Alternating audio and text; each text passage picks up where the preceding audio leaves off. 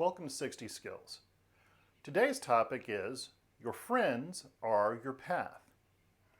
Now, one of my best teachers, or most important teachers, Mark Rasmus, repeatedly uses the phrase, your friends are your path.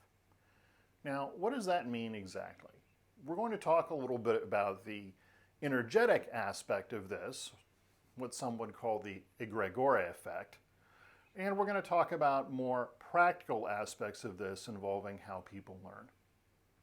So the concept of your friends are your path is not really an old one and applies to a variety of activities in human experience.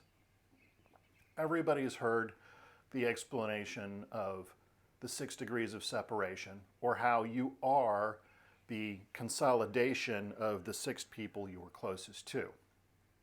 There's more than a little bit of truth to this. On an energetic basis, that energetic feedback that you get between the people you interact with the most definitely flavors your behavior. This is particularly important if you are empathic, or in 60 Skills parlance, have developed a high degree of clairsentience. The simple fact of the matter is that energetic feedback between you and your friends ends up creating an energetic dynamic between all of you.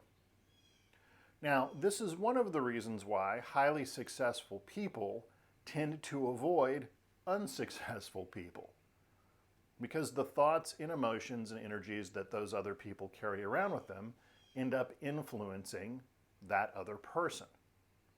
Now, I mentioned briefly the egregore effect. The way an egregore works is anytime more than one person, i.e. 2 people or more, get together and they work on a given task, there's a kind of energy that forms around that task. Now, as the level of effort involved or the number of people increases and the duration of time increases, this energetic reservoir becomes larger and larger. Additionally, along the way, these energetic reservoirs tend to attract the attention of like-minded entities. And this energetic pattern creates a common pattern within the group of people involved. This is one of the key reasons why doctors tend to act like doctors, police tend to act like police, military personnel like military personnel, salesmen like salesmen, so on and so on and so on. Because there are the behaviors they are going to learn as a result of the activity they're in, but there's also the energetic feedback that further reinforces this. This is one of the reasons why it's very hard to fake being a doctor. Even if you had all of the medical training necessary through self-study, which in this day and age is highly unlikely, the method of behavior that comes from being around other doctors isn't there. And it's one of the reasons why con men, no matter how good they are, always come off a little imbalanced. So that's a brief discussion of the energetic phenomenon behind why your friends are your path. Now, there are also very simple mechanical reasons for this. Your friends, esoterically speaking, tend to practice a lot of the same techniques. And so this is where having a community of practice becomes very valuable, because now you have people to practice with. And again, something that can be very difficult to explain on a sheet of paper is often very easy to explain in person through verbal communication, or what I call the monkey see, monkey do method of someone demonstrates something and then you repeat it. So there's the aspect of the technical nature of what's going on within your meditative practice that, again, heavily involves the people that you practice with. Finally, we're going to get into the issue of the shared experience. Now, esoterica in general is rather hard to understand. It's very confusing even for the people going through it.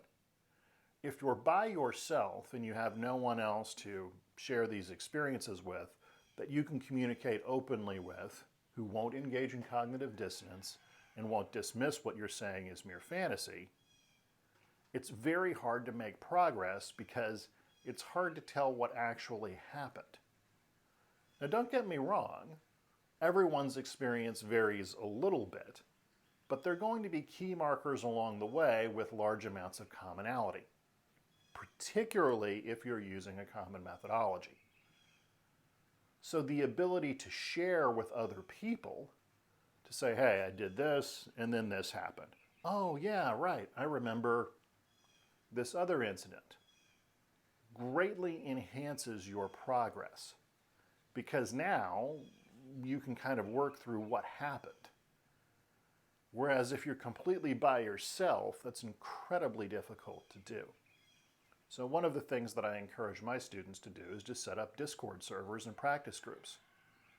The second they get the basic technique of whatever they're working with, go online, go on Zoom, talk to other people, and start hashing it out. Now, there are risks with this, one of which is this issue of self-reinforced delusion. Now, you see this a lot in martial arts circles, particularly with things like Fajin or empty force, where the master waves his hands and all of a sudden the person goes flying across the room. This is, for the most part, a learned behavior.